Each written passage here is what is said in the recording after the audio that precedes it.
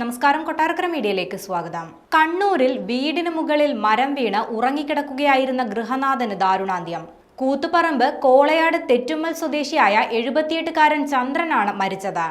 രാത്രിയുണ്ടായ കനത്ത കാറ്റിൽ വീടിന് മുകളിലേക്ക് മരം വീണാണ് അപകടമുണ്ടായത്. ഓടുമേഞ്ഞ വീടായിരുന്നു ചന്ദ്രന്റേത്. അതിവേഗതയിൽ വീശിയ കാറ്റാണ് ഇന്നലെ കണ്ണൂർ ജില്ലയിൽ ഉണ്ടായത്. തുടർന്ന് വീടിന് സമീപത്തെ മരമൊടിഞ്ഞ് വീഴുകയായിരുന്നു. പുലർച്ചെ 2 മണിയോടെയാണ് സംഭവം ഉണ്ടായത്. വീടിനുള്ളിൽ മറ്റാളുകൾ ഉണ്ടായിരുന്നെങ്കിലും സംഭവ സമയം അവർ ഓടി രക്ഷപ്പെടുകയായിരുന്നു.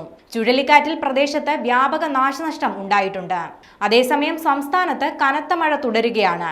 എല്ലാ ജില്ലകളിലും ഇന്ന് മഴ മുന്നറിയിപ്പ് നൽകിയിട്ടുണ്ട്. പത്തനംതിട്ട, കോട്ടയം, എറണാകുളം, ഇടുക്കി, തൃശൂർ, പാലക്കാട്, മലപ്പുറം ജില്ലകളിൽ ഇന്ന് ഓറഞ്ച് അലർട്ടാണ്.